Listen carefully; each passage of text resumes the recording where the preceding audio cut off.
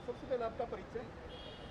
जी प्रणाम नमस्कार। हम गायक दीपक दिलदार, जितना भी भोजपुरी के जाने सुने वाला हमारे गार्जियन बनी, सबके दोनों हाथ जोड़ के हम प्रणाम करत तनी। अ, दीपक, आप कहाँ से बिलोंग करते हैं? जी हम गोपालगंज थावे घर दतीना पड़ेला, बिहार। मुंबई की बात करें, कौन सा सन था जब आप मुंबई में आए थे और कैसे शुरुआत हुई? स्ट्रगल की बात करें। जी 2011 में हम बम्बई आई रही और काफ़ी कुछ देखे के मिलल, सुने के मिलल और स्ट्रगल चलल, अभी भी चल रहल बा और अच्छा भी लगेला। मेहनत कईल बिना मेहनत के कुछ मिले वाला बा ना। तो मुंबई कैसे आना हुआ? मतलब एक संयोग होता है आने का। जी जी मुंबई कैसे आप यहाँ तक पहुँचे? कोई लेकर आया आपको या खुद आए, या फिर एक्टिंग का शौक था आपको या गाने का शौक था? जी बॉम्बे हम गाना एक हमार हिट भइल रतिया कहाँ भी तौलना। वो गाना के राइटर कृष्णा बेदर्दी जी और कंपनी के मालिक विजेंद्र सिंह आकांक्षा जी। और हम पहले बार मुंबई होनी जहाज़ से, पहले ही बार बॉम्बे होनी लेकिन जहाज़ से होनी। और काफ़ी प्यार दुलार और मिलल सब हम लोग का काफ़ी जोड़ी हिट रहा हो रतिया कहाँ भी तौला के। तो गाँव कौन सा हो आपका? हाँ गाँव?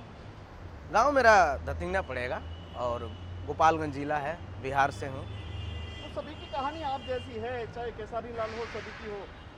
तो मुंबई आना एक हादसा था, सपना था, जुनून था, पागलपन था, क्या था? नहीं ऐसा कुछ नहीं महसूस था अब, और मैं सोचा भी नहीं हूँ कि आगे क्या होगा क्या नहीं होगा। हाँ बस अपना कर्म है, अपना करता रहता हूँ और मेहनत करता हूँ, फल के फिर मैं नहीं मैं पड़ता हूँ।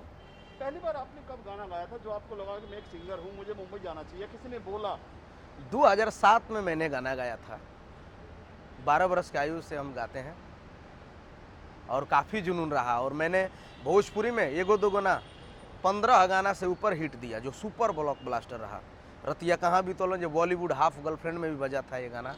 और आधार कार्ड बनता रजऊ है हर भैल, कहब 1 2 3 चालू कदम मशीन, बेवफा तोरे चलते प्यार में बदनाम हो गई नी। बाकी रंगीनत गाना इधर हिट रहा मेरा। ऐसा कोई जिला नहीं भोजपुरियों से हिला नहीं, आ रहा के उठलाली लगौलू, अनगिनत गाना। एक हिट गाना अपना जो काफी आपकी पहचान बनी, दीपक, कौन जी सा गाना जो गाना गुनगुनाएंगे? वो तो गाना मेरा जीवन का कौन गाना है? पहला गाना है और हमेशा रहेगा। उसी मूड में, उसी लय में। गाना था कहाँ बितवल ना तू रतिया, कहाँ बितवल ना कि मतिया मरल से कवन सवतिया, रतिया कहाँ बितवल ना बता दो सिलवा रहे कि फूल मतिया, रतिया कहाँ बितवल ना। ये बहुत बड़ा गाना हिट है और इसी गाने से मेरे को पहचान मिला और लोग जाने के दीपक दिलदार भी ये गायक है। बाकी अनगिनत हिट रहा है इसके बाद। अभी गाना एक मेरा अभी आ रहा है वर्ल्ड बाई रिकॉर्ड्स भोजपुरी से, जो 2021 में लॉन्च हो रहा है, बॉयफ्रेंड रख ले बड़ू का, जो कि बहुत ही प्यारा वीडियो है और 1 2 दिन में रिलीज हो क्या जाएगा। लाइन है उसकी? एक गाने का बोल है,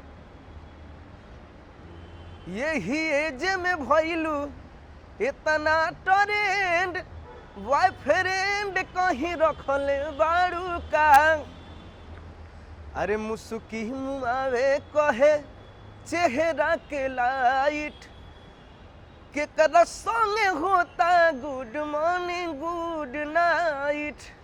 यही गाना है, अब ज़्यादा नहीं बोलूँगा। और बहुत ही जल्द रिलीज हो रहा है। और बाकी मेरा पिक्चर का कार्य है जो चल रहा है। अभी एक फिल्म डायन का ट्रेलर रिलीज हो चुका है, जो कि काफ़ी प्यार दुलार स्नेह मुझे मिला और ऐसा उम्मीद करता हूँ कि मेरा जो भी पिक्चर आने वाला है सबको प्यार दुलार ऐसे ही मुझे मिलेगा। तो लोग अपना नाम चेंज कर लेते हैं, दिलदार आपका रियल नेम तो लगता नहीं। देखिए क्या है, जब तक आप यूनिक नहीं रहेंगे, आपका यूनिक का नाम नहीं रहेगा, राय सिंह चाहे तिवारी, मैंने जो भी लोग हैं, मैंने इस टाइप का जो भी होगा, चाहे मैं भी लगा लूँगा, चाहे मेरा वो रहेगा, तो जो सर्चिंग का नाम है दीपक सिंह ढेर लोग होंगे, दीपक राय ढेर लोग होंगे, तो दीपक यादव भी ढेर लोग होंगे। दीपक दिलदार अलग सर्चिंग यूट्यूब पर देखिएगा तो अलग सर्चिंग में आएगा। गुड्डू रंगीला जी, राधेश्याम रसिया जी, मैंने ऐसे ऐसे टाइटल हैं। दिलदार कल्लू कैसे कुमार। नाम रखा दिलदार की कहानी? देखिए दिलदार की कहानी क्या है, हम लोग ऐसे ही, हमारे राइटर जी हैं वो ऐसे ही करते करते तर्क वितर्क उनको लगा कि नहीं ये एक यूनिक हो गया, तो इसलिए वो डाल दिए दीपक दिलदार, और बहुत ही अच्छा रहा। आप सर्च कीजिएगा यूट्यूब पे तो दीपक दिलदार डालिएगा तो मेरा दिलदार ही आएगा, मैं ही अकेला आऊँगा। दीपक सिंह डालिए, दीपक कुमार राय डालिए, चाहे दीपक, ये सब डालिएगा तो नहीं आएगा। तो इसलिए यूनिक नाम जरूरी होता है, क्योंकि सर्च में वो नाम आता है, तो इसलिए बहुत अच्छा लगता है। और ये बताइए। नाम आपने पंडित ने बोला, दोस्तों ने बोला, नहीं। बॉलीवुड ने बोला, ये गांव वालों ने कुछ नहीं, कुछ नहीं, बस हमारे राइटर जो कवि हैं उन्होंने बोला कि नहीं ये रखिए, अलग नाम है, तो हमने रख दिया और अच्छा रहा, सब लोग सर्चिंग में रहता है वो नाम। बस प्यार दुलार है आपका। और बताइए, अभी एक पिक्चर मेरा रिलीज हुआ है जो डायन है, उसके बारे में पूछिए कुछ, सब मैं गायन बताता क्या हूँ। है, किस तरह की? डायन एक बहुत ही प्यारा कॉन्सेप्ट है, और इसमें मैंने भूत की कहानी, हॉरर मूवी है, जिसमें तनुश्री जी हैं और रितेश ठाकुर जी का डायरेक्शन में है, और बहुत ही प्यारा है। उसमें मैं अभिनय दिल से किया हूँ और सिचुएशन को खेला हूँ, और उसमें प्रयास किया हूँ कि जो मुझसे बेहतर हो, और मैं सीख रहा हूँ, देख रहा हूँ। और बताइए। कैसा एक्सपीरियंस रहा इसका आपको? अभी तो देखिए, जब भी मैं काम करता हूँ, चाहे जो भी करने जाता हूँ, उसको शुरुआत समझ के और नया समझ के ही करता हूँ। और दीपक अगर बात करें, सिंगर तो है, एक्टिंग में आ गए, जी केसारी लाल हो, सोनू निगम तक है, बहुत सारे लोग हैं। जी जी जी।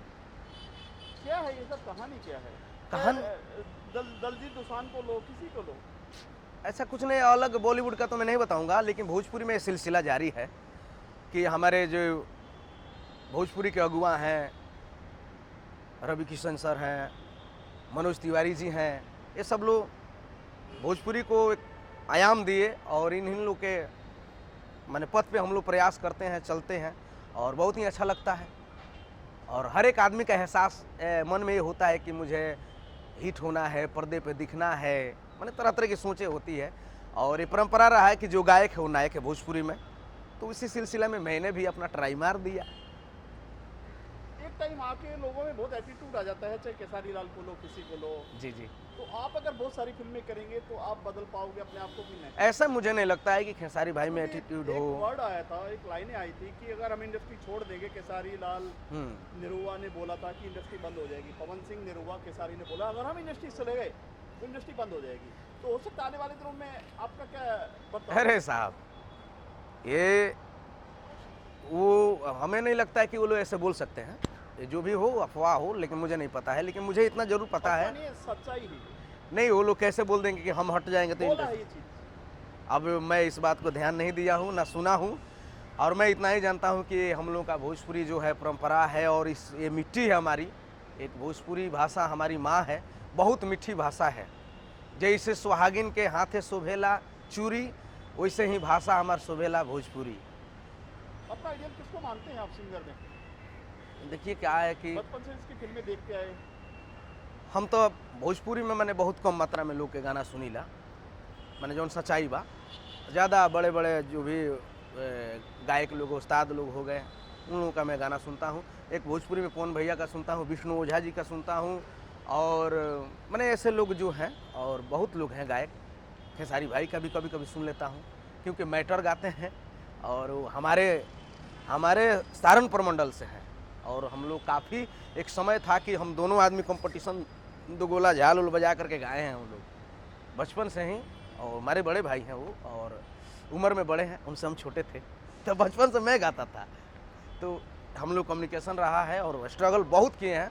खेसारी भाई भी दिलो जान से मेहनत किए, तब आज कहीं ना कहीं उनका मेहनत रंग लाया है, जो आज दिख रहा है पूरे इंडस्ट्री में, और मेहनत दिल से करते हैं। रही बात पवन भैया को, तो पवन भैया का जवाब नहीं है, वो भोजपुरी के एक आयाम है, भोजपुरी के लिए उन्होंने अलग पहचान दिया, और बॉलीवुड तक गाना जा करके देश विदेशों में बाजा उनका गाना लॉलीपॉप लागेलू, जिसके राइटर हमारे ही गांव जवार के हैं बड़े भाई जाहिद अख्तर जी। जी, वो गीत को रचना किए, और उसके बाद मेरा गाना बॉलीवुड में बजा हाफ गर्लफ्रेंड में, रतिया कहाँ भी तोलना, और इसी गाने पे मुझे Dada Saheb Phalke international film festival award से 2018 में सत्यपाल जी महाराज जी के द्वारा सम्मानित किया गया। साथ में रफ्तार थे, रफ्तार जी थे, अंजना कश्यप जी को बेस्ट एंकर का और मुझे बेस्ट भोजपुरी गायक का अवार्ड मिला। कैसी लाइफ जीते हैं दीपक दिलदार? मुंबई में आके लोग बदल जाते हैं, लोग बोलते नहीं मुझे किसी का स्ट्रगल नहीं, मैं तो बचपन से गाता हूँ, मैं खुद ही गाता हूँ, लोग बात करना बंद कर देते हैं। तो आपका लाइफ स्टाइल क्या है? हमारा बस जितना मैं नॉर्मली मैंने महसूस करता हूँ कि पैदल निकल जाना, टहल जाना, सबसे बातें करना, सबसे वही मन मिजाज मैं वही रखना चाहता हूँ, क्योंकि उसमें जो सादगी में जो मन नेचुरली जो होता है ना, उसका आनंद कुछ और है। अब अमिताभ साहब जी को बोला जाएगा कि यहाँ पे भूजा खाइए, तो क्या खाएंगे? नहीं। लेकिन मैं चाहता हूँ कि मैं हिट भी हो जाऊँ तो घूम के कहीं भी कुछ भी खाऊं अपनी, क्योंकि ये जो ज़िंदगी है, ये जो मज़ा है, इसका जवाब नहीं है। क्योंकि देखिए क्या होता है, कभी कभी जाने के बाद कहीं सामान लेते वक्त कोई लोग का नज़र पड़ गया, अरे यार आप गायक हैं, तो हम थोड़ा कहते नहीं तो इतना ही आप हैं, आप दीपक दिलदार हैं, तो ये जो चीज़ें हैं वो नहीं मिल पाएगा। मर्सिडीज में मैं चलूँगा तो क्रश चल गया, तो कौन था? तो भाई कोई था। लेकिन जब करीब से जा करके लोगों के बीच में रह करके जब सामान लेते हैं, कोई देख लिया गलती से, अरे आपको कहीं देखा हो, आप दीपक दिलदार हैं, तो ये जो खुशियाँ सर होता है ना, लगता है कि पूरी ज़िंदगी की मेहनत सार्थक हो गया। और मैं ऐसा ही आनंद लेना चाहता हूँ अपनी ज़िंदगी का, कितना हूँ मैं बड़ा स्टार हो जाऊँ। मैं तो पहले नंबर की मुझे समझ में नहीं आता है स्टार मतलब क्या होता है।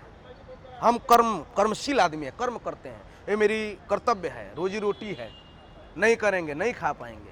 तो मैं स्टार वाली भाषा मुझे नहीं समझ में आती है। स्टार माने, चलिए बड़े लोगों की बात करता हूँ, क्या वो सोना चांदी खाते हैं? वो भी हमारे जैसे रोटी चावल दावल यही सब खाते हैं ना जी। तो इसका आनंद कुछ और है, उसका भी आनंद कुछ और है।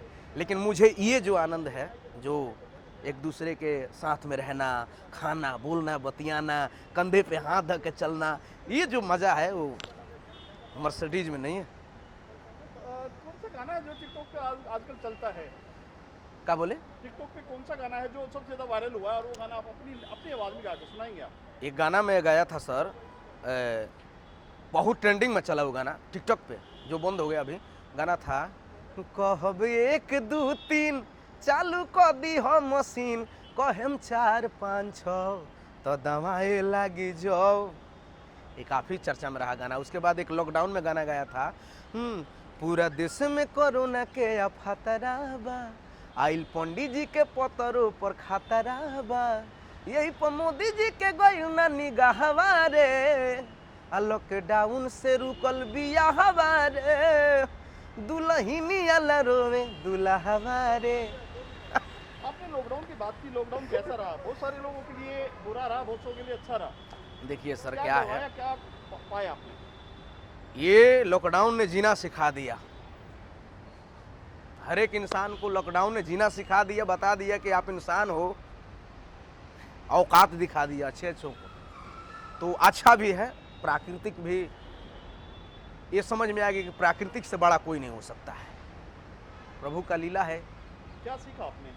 मैंने यही सीखा, जिया जंत जानवर को कोई असर नहीं हुआ, इंसान को हुआ।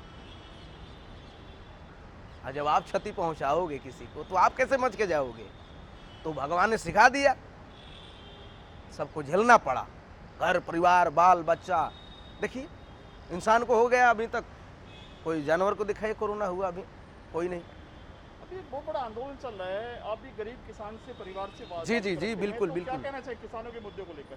देखिए किसान है तो देश है, किसान है तो देश है, जब किसान नहीं तो देश भी नहीं है।